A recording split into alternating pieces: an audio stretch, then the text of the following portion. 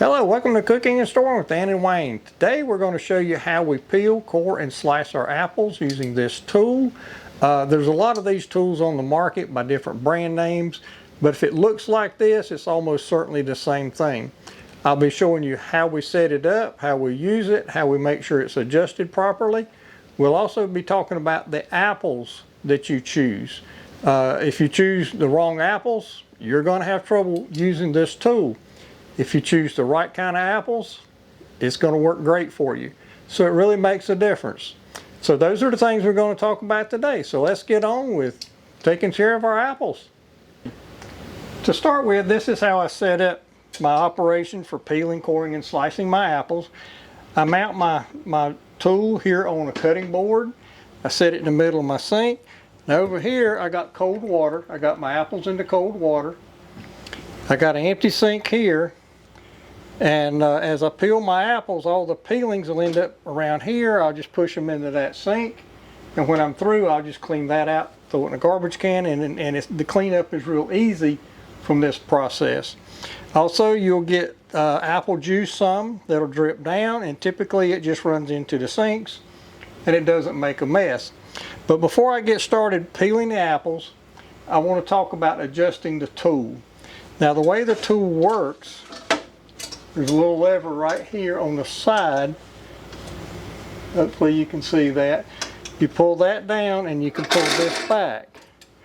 And then your apple goes here.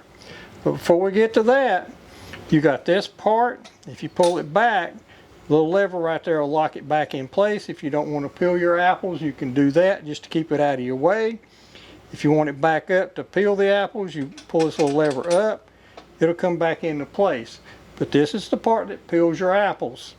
And this little ring right here at the top, hopefully you can see that. I'll try to get a close-up in the corner for that. But that can be adjusted in and out for how thick the peeling gets sliced off. Normally I would leave it the way it comes from the factory, because if you get it too thin, you'll miss places. If you get it too thick, you'll have trouble with it peeling your apples. So you just kind of got to get that happy spot if you mess with it. But my suggestion is usually from the factory they're adjusted good. So don't adjust that unless you just have to. Now this part over here, let me turn this around so you can see it better. This part here, the round part, actually cuts the core out of your apple. There's a cutting edge right here, and then the core goes through the middle. This part right here is sharp. Be careful you don't cut yourself on it. But that's the part that slices the apple. And that has to be, there's a little bolt here. Some of them have a thumb screw or something. But this can be adjusted to get it positioned properly. But here again, like this over here for the peeler, it generally is adjusted good from the factory. So you shouldn't have to adjust it. But what you want to make sure of is when this part comes in, it centers, back up. This part right here, this big metal part, you want it to center that hole right there. It needs to be centered up as close to perfect as you can get it. And that's how you adjust this up and down, or back and forth or up and down with this nut over here to adjust that. And that's how you adjust the tool. It's really not hard to adjust, and as I said, usually from the factory they come in and they work just fine. Now let's talk about apples for a minute. When you choose your apples at the store, let's see, that's a good one. I don't know if I've got one here with a bruise on it. That's about as close as I might get. Yeah, none of these have a good bruise, but if you get an apple with a bruise, if you look at this, you can kind of see a little bit of a dimple right there. It's not really a bruise, it's just an imperfection in the apple. But if you got little bruises on your apple, those bruise spots tend to not peel very well, and they can give you trouble. Also, you need to choose apples that are good and firm. Like a Red Delicious apple, they tend to be soft when you eat them.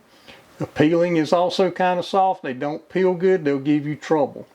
Pick a good hard apple and they'll peel and slice a lot easier for you. So that's my tip for the apples.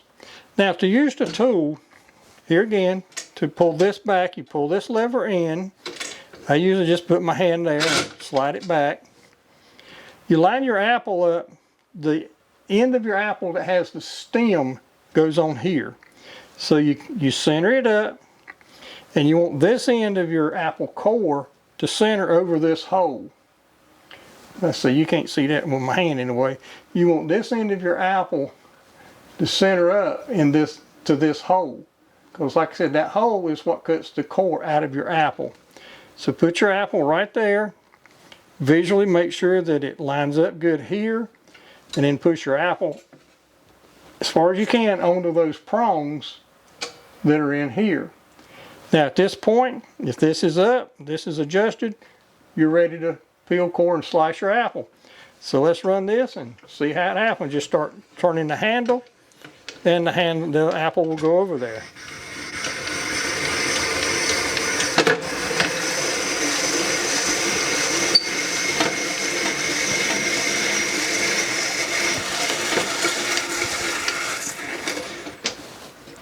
And there you go. There's my peeling. Just throw that in there. I'll clean that up when I'm done. Here's my apple. It slides off the core. And there's your apple, just like that. All peeled and sliced and ready to go. Now typically when I'm doing this part here that's still got a little bit of peeling on it, I just eat that as I go. Pretty good. And then I'll do the same thing. Sometimes I get a little full apple, but I still like them.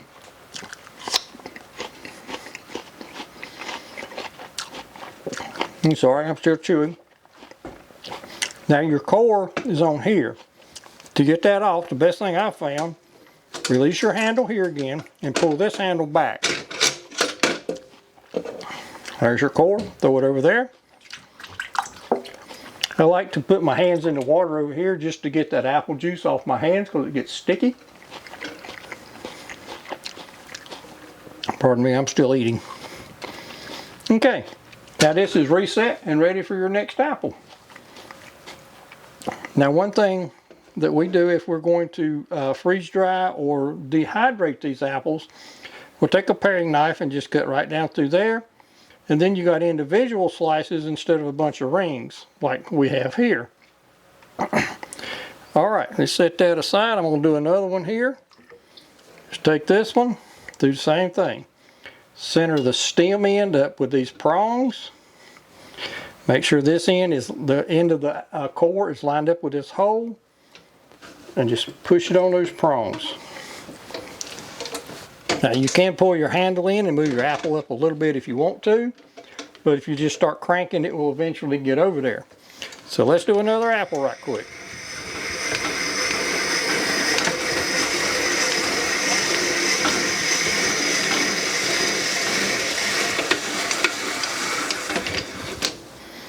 There we go. 2 in a row, no problems. Apple slides right off the core. Just break that part off. Break this little piece off here. And once again, we got a perfectly peeled and sliced apple ready to be freeze dried or dehydrated or ready for cooking. Whatever you choose to do with it, it's ready to go. Now, if you don't want to peel, if you don't want your apples peeled and cored, you can do that as well. Just loosen this part up and take it off. Now you can't peel it and not core it. You can't core it and not peel it because both functions are performed by this part right here. But if all you want to do is peel your apple, you can take this loose, let it drop down to the side, run your apple the same way I did, and this will peel it, but it still maintains its core and it's not sliced. So you can do that if you choose to. So anyway, that's how you use the tool. If you enjoyed this, I'd really appreciate it if you give us a thumbs up and subscribe to our channel, do all those things. You know what to do, and I would really appreciate that. But anyway, we appreciate you visiting Cooking and Storing with Dan and Wayne, and we wish you good food, safe storing, and happiness. Thank you for visiting.